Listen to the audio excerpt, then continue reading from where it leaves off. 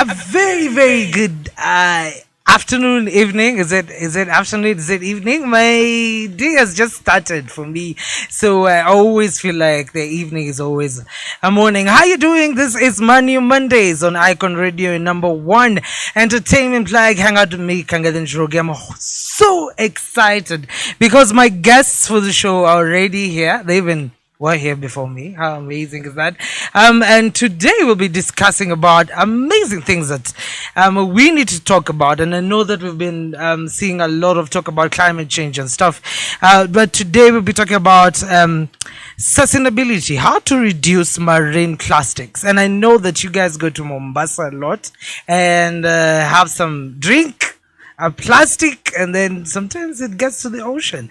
And what are the things that can happen when we have a lot of trash in the ocean? A recent study published by the journal Science in 2020 estimated that an equivalent of garbage truck full of plastics is dumped into the ocean each minute.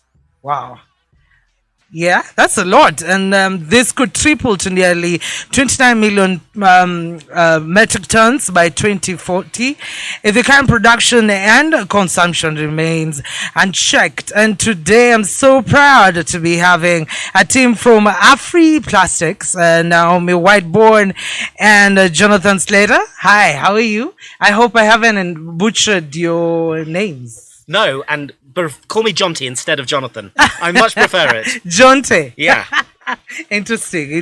And Naomi's perfect for me, and it's great to be here. Thank you for having us. Yes, and of course, I'm very excited about what we're going to be talking about. Likewise. But I would like to welcome our listeners and tell them to catch a coffee, tea, and let's get ready. The music, of course, is going to be brilliant, courtesy of our great producer, Kevin, in the house.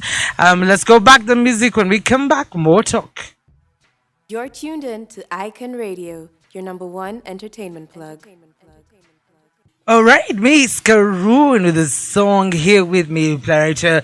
On Icon Radio, your number one entertainment plug. Hang out with me, Kang'Ethe and Njoroge on Mondays. Thank you so much for tuning in. I can see all of you tweeting and saying, hey, we're excited about the topic. And I am definitely excited that we have an hour of great talk about sustainability and, of course, about our marine plastics.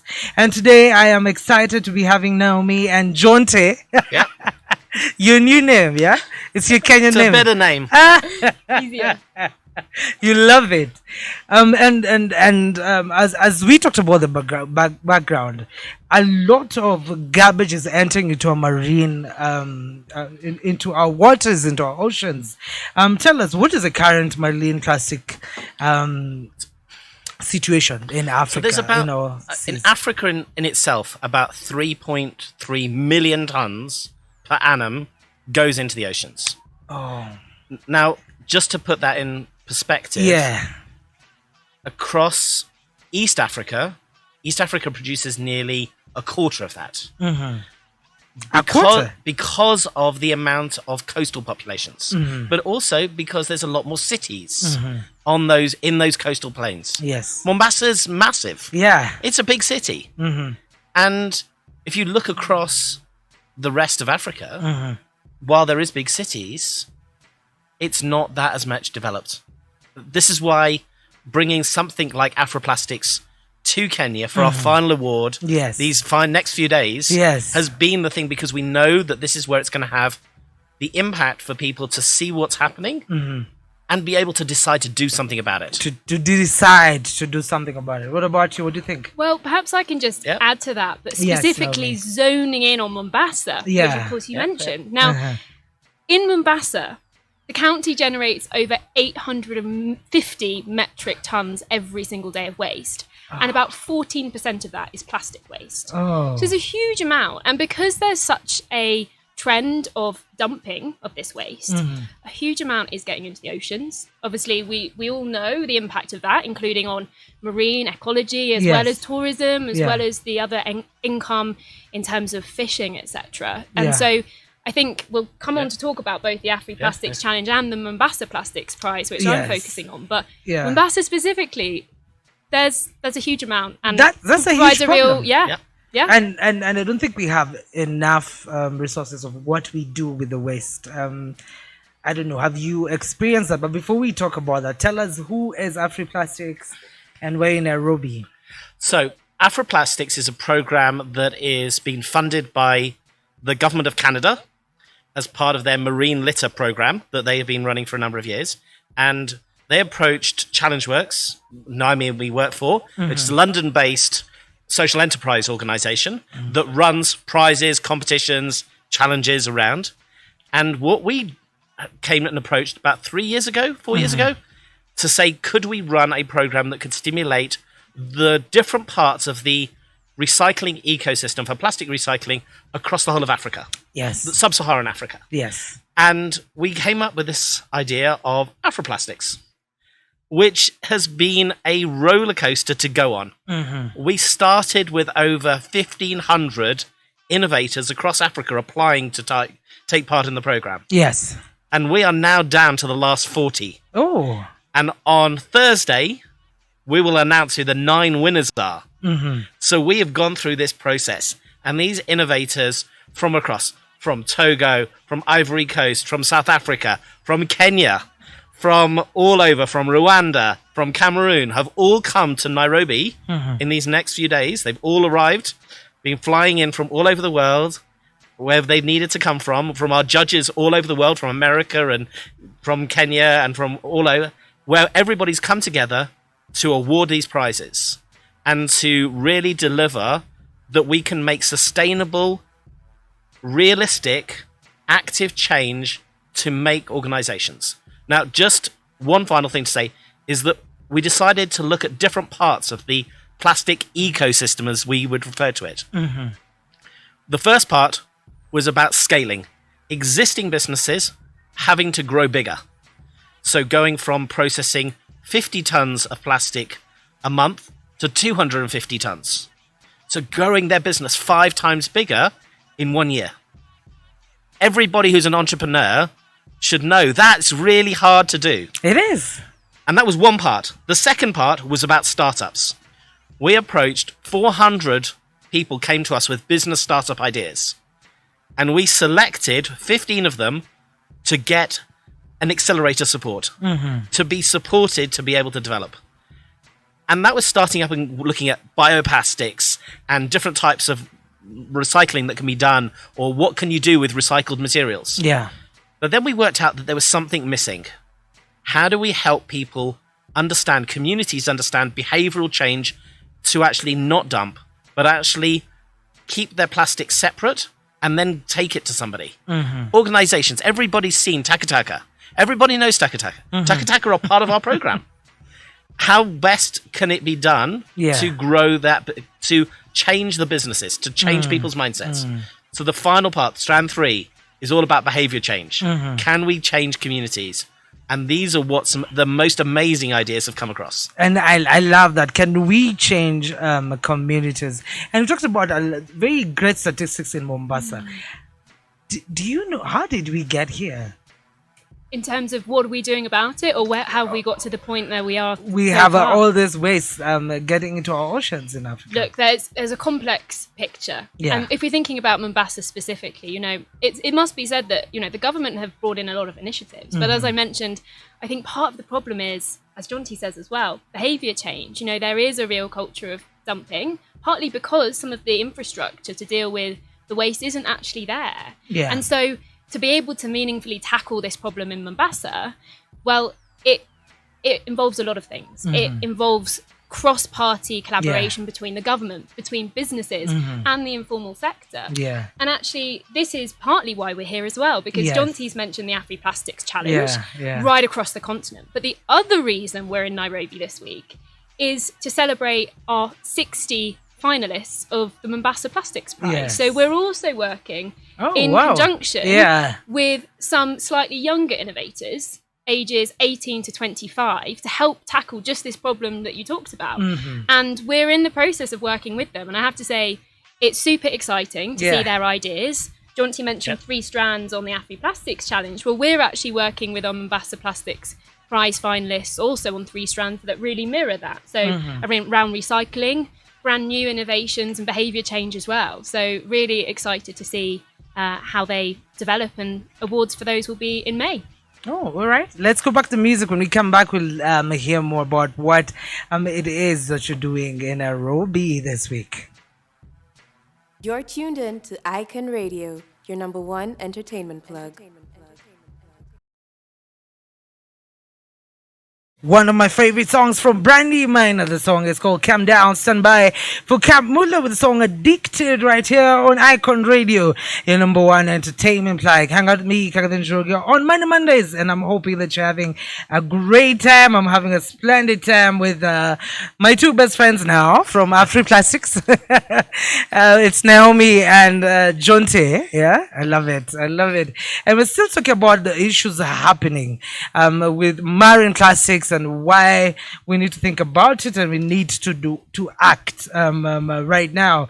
To you, Naomi, this is a question that I'd like people to understand. How has that, the plastics in our seas and oceans, how has it affected our life?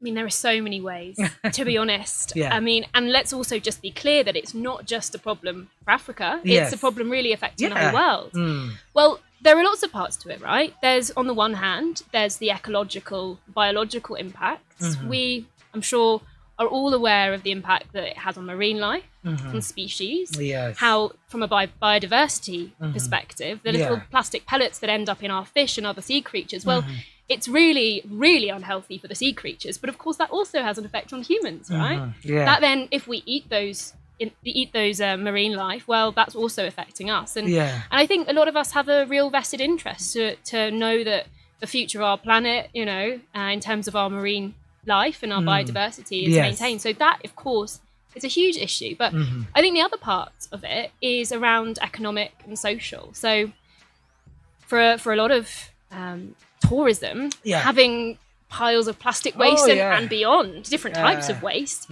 is not good. That's not the sort of beaches that tourists and even residents want to be at. Yeah. So, of course, there's a huge economical impact of this build-up of plastic waste as well. And then finally, if we talk about trade and the economy, a lot of people rely on fish and other marine life for their income. And, it goes without saying that that's really impacted as well. So it's really multifaceted, if you like. There are lots of impacts. And I think this is why it's a really exciting program to be part of, both the Afri Plastic Challenge and the Mombasa Plastics Prize, to collectively help tackle some of these issues. Yeah. And Mr. Statistics, do you have any statistics on how much we could be losing in terms of due to marine plastics? Let's take it in an opposite way. If we reduced the millions of tons of plastic that are going into the marine environment every year, what could that be replaced by? What could we be putting that into? Because the damage that does to fish habitat, to the livelihoods of everybody, fishermen and everything like that, we can reduce, we know from other studies, 95% of the waste that's currently going into the oceans could be processed, recycled, reused. We can reduce it hugely. And part of that is an economic element to this, in that actually we can if we can replace the plastic we're using with bioplastics, if we can convert some of the plastic that we're making at the moment into other products, but also, can we convert it into cooking gas? There's so many ways that we can use this. Also, there is a finite amount of petroleum-based plastics, because we're talking here about petroleum-based products. Yes. Which is, we're going to have to reduce this. We can't have the carbon emissions that are done to produce those plastics. But can we make alternate products made out of bioplastics? Can we take water hyacinth from Lake Victoria and convert that into a plastic? Yes, we can. One of the innovators in Kenya is doing that right now. So that there's alternates. But it means we may have to pay a little bit more for our plastic bags or for our wrappers to make that profitable so that scale can happen. Because we all know as entrepreneurs, it's hard when we start out a business to make a profit. everybody needs to pay a little bit more at this point so that their future children can have these products that are actually going to work. I think that's where we need to look at. We need to think about the future. We can't think about worrying about throwing that plastic bag on the pavement in the evening, because that's where our rubbish is done. If we can think about what we can do with that alternately, or we can choose products that don't have plastic, we are going to help save the environment for everybody else. And everybody needs to do their one small part. If everybody does their one small part, yes, everybody will do it. Yeah. And don't worry your neighbour's not doing it. Because if your neighbour sees that you're doing it, they will change as well. It well. will be in their mind every time they're going to, I saw someone do something different, It always happens. And that's where we need to look at this. This is something that needs to happen from people in informal settlements, all the way people who live in very, very expensive thing in Westlands or somewhere. Yeah. Everybody needs to be able to do this whole aspect of how we can do that. And I think that's where I think it comes back to Mombasa Plastics, because Africa is getting, the average age of the population in Africa is getting younger and younger. Yeah. And in East Africa, by next year, the average age is going to be between 17 and 18 years old. There is a huge young population that wants to do something about it. How do we empower them to do it? They're learning in school about stuff. How do we then let them build businesses? And that is what Mombasa Plastics would. Yes, and that's amazing. I don't know. I've been thinking about governments in Africa. Are they aware of what is going on? Do we have enough legislation that helps? I know in Kenya there's the ban on plastic paper bags, but have you seen support from government who see that this is a huge problem, but it can also be an opportunity for people to make money? I think let Naomi talk, because she's been talking at the local level, because this Naomi. has to happen at the local, the national, and the international level. Yeah. Yes. And maybe we start at local, because that is really important, because that builds everything. Yeah, and maybe just before we do that, just to help navigate your listeners a little bit as to how the Afri-Plastics Challenge and the Mombasa Plastics Prize, which we've now mentioned a couple of times, but maybe let's just help join them up a little bit. So Jonty's already given you the backstory to the Afri-Plastics Challenge. Yeah. We've been running that now for a couple of years. It's really exciting, and we're obviously now in the final few days. Yep. Now, out of the Afri-Plastics Challenge, last year, we thought to ourselves, well, as Jonty says, it's a very youthful population in East Africa, as in many other parts of the world too. What if we put the young adults of today at the very heart of this solution? What if they could be part of coming up with solutions to solve this challenge of marine plastic waste, which took us to thinking about, okay, how can we connect that with the Afri-Plastics Challenge? And this is really how Mombasa Plastics Prize was born, which is the first of what we hope may become many sites and cities across the East African region to help the youth of today tackle this problem. So that's really how it came about. And I should say that it's also funded by Global Affairs Canada, like in Afri-Plastics Challenge, but also our funder USAID as well. Okay.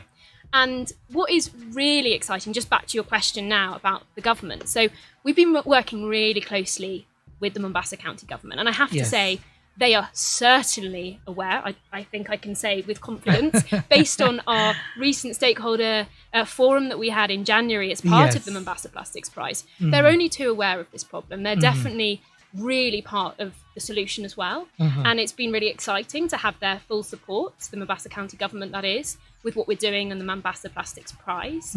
And, it is worth mentioning that there are a number of legislations in Mombasa and more broadly, just to name a few. We've got the Mombasa County Solid Waste Management Act. There's also the National Solid Waste Management Strategy in Kenya, as well as the National Sustainable Waste Management Law. So it's not that there isn't legislation, but I think it's fair to say that alone is not enough. It's clearly not, because we're still facing, as we've talked about in those statistics, not enough. In Mombasa, we've only got about 5% of plastic waste being recycled. It's a tiny amount, really. That's a tiny amount. So yes is the answer.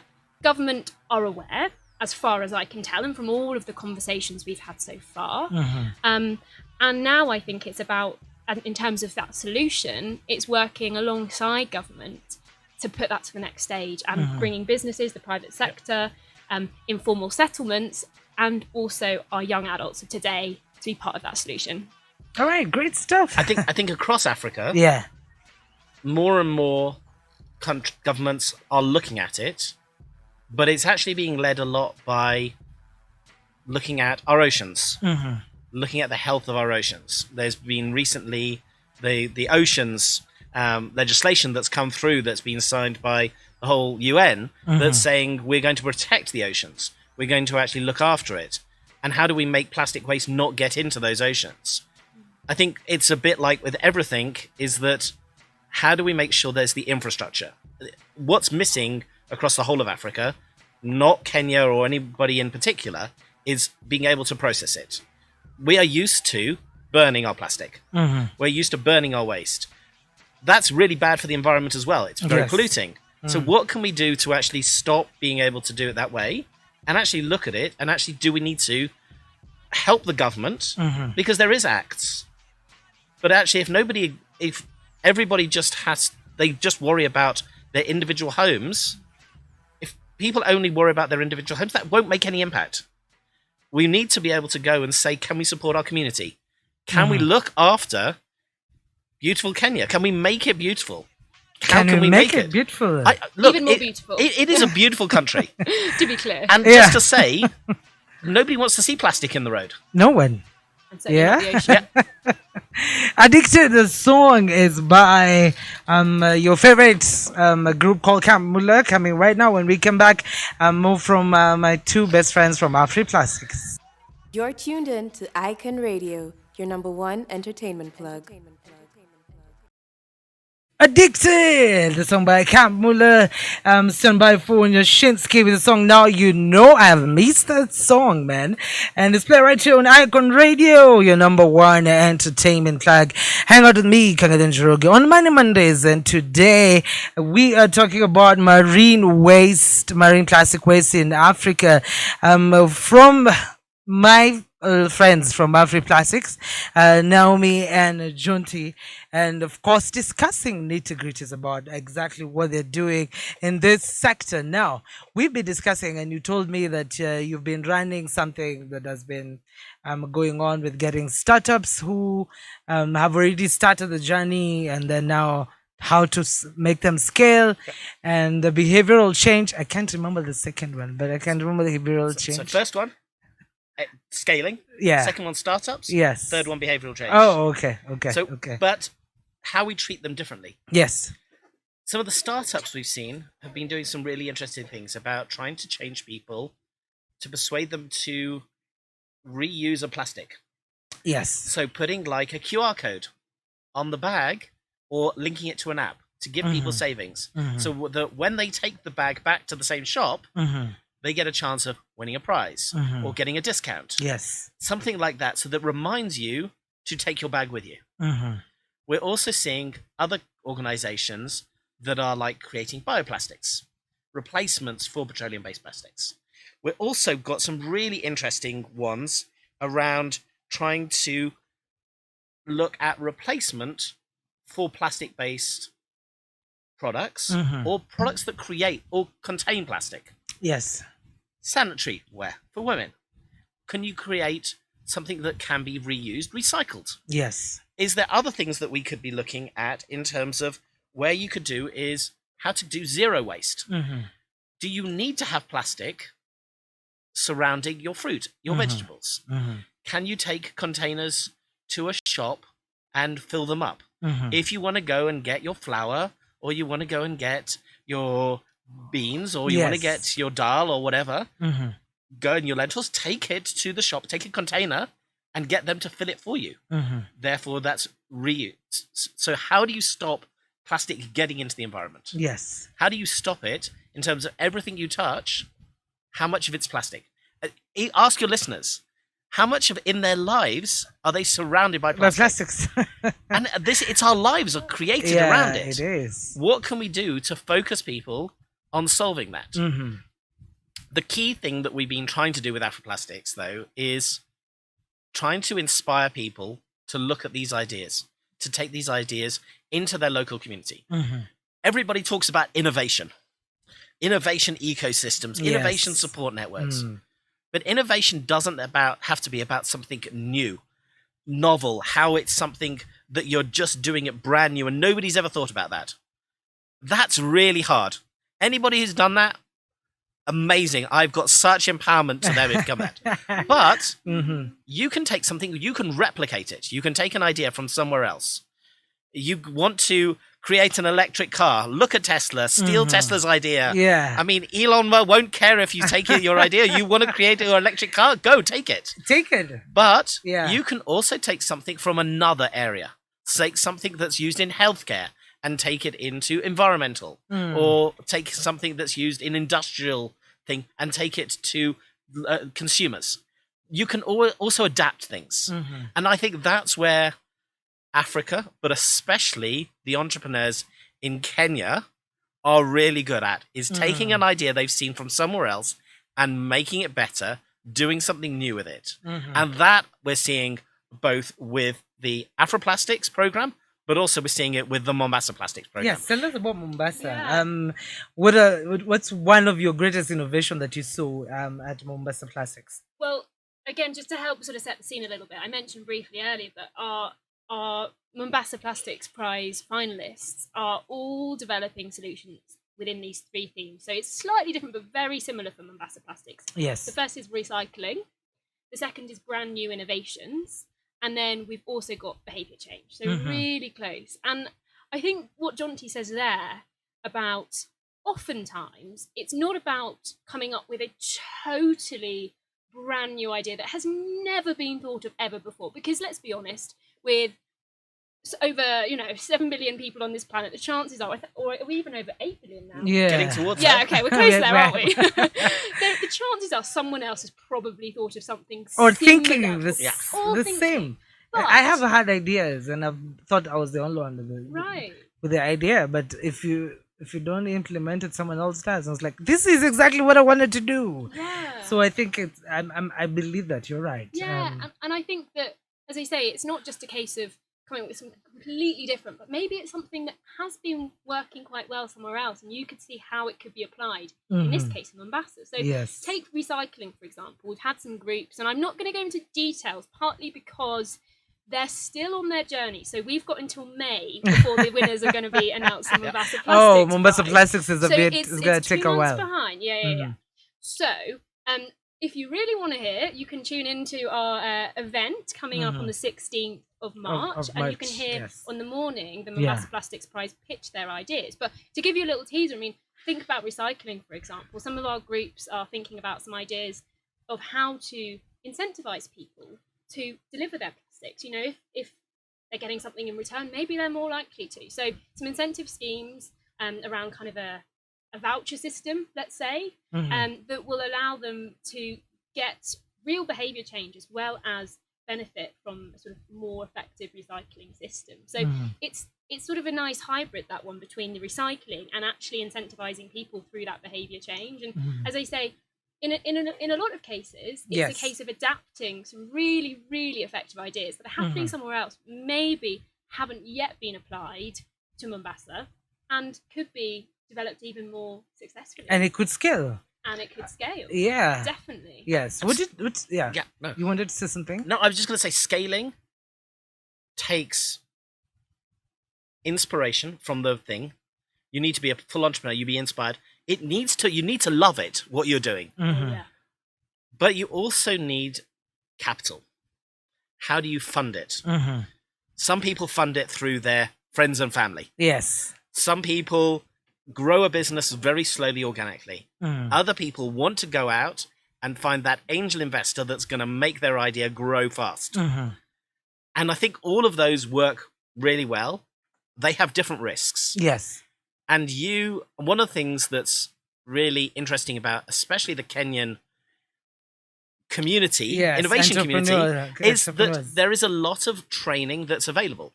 Through Afroplastics, we provided nearly a year's worth of training.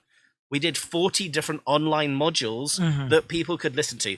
Everything from gender-based understanding about how you can focus what you're delivering to a specific gender, but also employing more women and girls to work in your organization, because that is also hard to think about, and recruiting the right people, and where those can all come together to make your business a success. Yes. But also, a lot of venture capital or investors now want to see women on the leadership. I wanted to ask that question. Like, it's part of me. Like, how are women, especially in both Mombasa Plastics and Afri Plastics, do you have like percentage of how many women? So Mombasa Plastics is doing a lot better than Afro Plastics. I'm going to be honest on this. We're the shining stars here. Not that it's a competition, but it's a competition. So Mombasa Plastics, Naomi's going to tell you the amazing stats. For Afro Plastics, we've got about 20 to 25% of the participants are women-led organizations. Of the 40? Of startups? the 40, okay. yes. Okay. When of the whole that we spoke to, a lot of women wanted to start up ideas, but they hadn't had the training or the understanding of how to form their idea into much more detailed practice. And one of the things that's really interesting, and it's one of the things that's helped us really be inspired to do Mombasa Plastics, is how do we actually help people form their idea? Because a lot of the times we were looking at people who had been thinking of their idea for maybe a while already, because they needed to compete against everybody across Africa. And just to say, Afroplastics, because it's funded by the Canadian government, by Global Affairs Canada, is in English and in French. So we've done everything bilingually. And that is what's been amazing about the participants, that they've been able to work across this boundary of language. They've been able to work across the whole of the continent of Africa to work together, to engage with each other, to build it. And actually, today, they all got to meet each other for the first time. Naomi have just left it. And I have to say, it was amazing to watch all of these 80. So we allowed 2 people from each company to come. So all 80 entrepreneurs to come and join us. Yes. And they have all come and they're all just speaking to each other. But in terms of gender support, Mombasa Plastics is the one that has done it so much better. Let's hear it, Naomi. So just over 50% of our finalists are women. Just over. We have more women as part of young women as part of our finalist cohort. And that's amazing. Yeah, Hey. And I should also say it's amazing to see, because of our 14 teams, so I mentioned just very briefly earlier that we've got 60 finalists, but they're all divided into 14 teams, so sort of average about 4 people per team. Well, the majority of our team leaders are also women, and they're the ones that really put themselves forward. So what I'm seeing is really exciting, and I think this is also part of the inspiration for the Mombasa Plastics Prize, that we want to give women and girls the real courage that they can be part of the solution, and they absolutely have a place at the table. And to be able to be part of really encouraging these young women at this point in the ages of 18 to 25 is amazing, and we're hoping that this is really just the beginning for them. Oh, it's just the beginning. All right, we're gonna go on a short break. When we come back, we'll discuss definitely more from you. Coming right now is Now You Know by Njoroge. You're tuned in to Icon Radio, your number 1 entertainment plug. Yes, and Now You Know Njoroge, right there, with 10 minutes to the top of the hour. I hope you have a great time. I want to see some questions from you about marine plastic waste in Africa. If you have any questions, this is your time. I'm still with Naomi and John T, my 2 best friends from Afri Plastics, and Naomi from Mombasa Plastics, talking about the current marine plastic waste in Africa and what is being done, what is the future. And when we talk about the future, I've had a lot that now you've been, talking, helping entrepreneurs in Africa, especially young people, come up with ideas to, work out this whole plastic. What is next? Now that there's an event happening, you haven't told us the details about the event, so I think we should start with that. Okay, so at the Western Hotel on the 15th and 16th, we have an event that we're both live streaming, and for people, there's limited tickets to get it on our website, and we can share the link and with the community, with your listeners, where they can listen to what experts are talking about in terms of the plastic, but then hear the pitches from both the Afroplastics finalists and the Mombasa Plastics finalists, who are going to be streamed live over the internet. So we've got it on YouTube and we've got it on Vimeo. that everybody's going to be able to watch it and be inspired by this. And we've got the Canadian High Commission, and we've got the Principal Secretary for the Environment coming and giving keynote speeches about the impact of this. We're also looking at, while we're talking, and we've got everybody in the room, we're going to be talking about biodiversity, impact of biodiversity. Because if we don't do something about this, Africa's coastal waterways are going to become clogged with waste. All the beautiful oceans that we all love going down to Mombasa or going up to Lamu or going up to Malindi, it's going to be full. It's going to be full, but also our waterways, our rivers, because nearly all of the plastic, quite a lot of the plastic, 50% of the plastic waste that gets in the ocean actually comes through the rivers. So it's not just being stuff on the coastal communities. The coastal communities aren't at fault here. It's everybody. Every single person is at fault because waste, if it's not managed correctly and it just goes into thing and it flows into the river and then that flows into the ocean or flows into the lakes, then is polluting all of those waterways. And that is still. So marine plastic doesn't just mean the coast, the water thing. It means our lakes, our rivers. It's all of that because it all will at some point get into the ocean. That's how the whole of it works. And if we don't do something, that 3.3 million tons of plastic waste could become 20 million tons of plastic waste in the next few years because more and more people are moving into towns and cities. And as you know, if your grandparents never saw a plastic bag and now you see a plastic bag 20 times a day, that means there's a lot more plastic being used now. Yes. And it's just getting more and more because we want to be able to maintain how fresh our fruit and vegetables are. Yes. And we want to keep everything clean because especially after surviving COVID, which we all had to do, we all wanted to clean up our hands clean and keep everything away from touching anything. Yes. Plastic is a really easy way we can do it. And cheap. Yes. I mean, maybe too cheap. That's part of the problem, is that it's cheaper to make plastic that way through petroleum than to do any other way. We don't have cheap alternatives nowadays to make it happen. So I think that's where we need to inspire your listeners. There are organizations also doing something. Greenpeace are doing something. Lots of organizations are trying to stop single-use plastics. Yes. But single-use plastics are also something that we as a whole community need to make choices on. If something's in a single-use plastic, is there an alternative that I can buy, that I can choose to do that? Yes. I think that's where it really comes down to. It starts with me and you. Yeah. And I also think we should also be really clear to our listeners. Come closer to the microphone. Yeah. Is that good? Yes, yes. I think we should also be really clear amongst ourselves and to your listeners. This is not Africa, quote unquote, problem. It's an everybody problem. Sure, it is impacting Africa, and all those reasons John T. rightly says around how easy, how cheap it is, how often there feels like there are few alternatives. But this is a global challenge, right? We have to be clear about that, and I think parts of the solutions have to be globally focused as well. Yes. But Africa can lead on this. Yep. As Africa has led on mobile money. Yes. Africa has led on how well we can do renewable energy. Yes. Battery operated. Yes. M-Copa.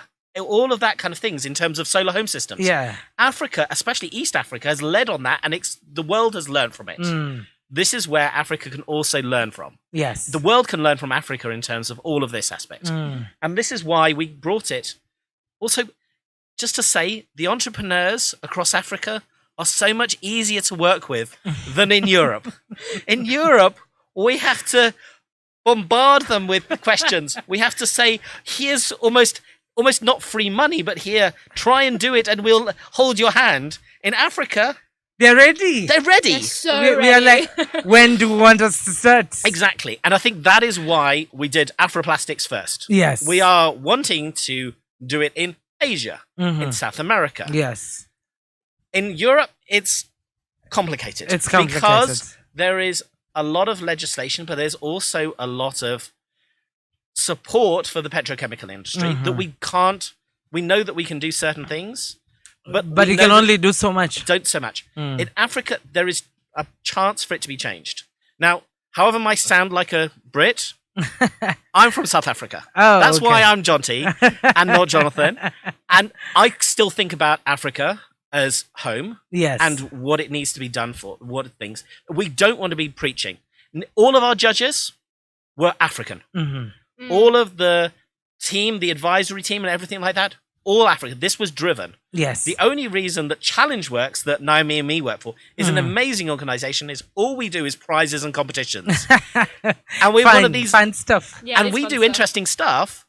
And we're just based in London. Yes. But we do projects all over the world. Yes. And it's not about us telling, because actually we learn more from other parts of the world. Yeah. And it inspires us to keep doing what we do. It's just, we just live in England, and I left the snows of London last week to come to the beautiful thing. I'm sure you're feeling very nice right now. But I am praying for rain though in Nairobi now. Naomi, what do you think is the future? If and I've heard the statistics are really crazy for Africa. What do you think about as a future, especially if we don't do anything in Mombasa? Yeah, I mean, look, I think you've heard the stats from Jonty. There's a potential for it to be quite bleak. But let's be optimists here. I feel we are. And I think there is still potential. I think there's actually huge potential to turn this around. Our young adults being part of that solution. And of course, the more experienced entrepreneurs too. How do we start? And I like the idea of saying that it starts with me and you. How do you start as you or as me? How do you start? Does that mean every time I think about plastic, I don't buy anything plastic? How do I start as a human being? I think awareness and acknowledgement is the first step.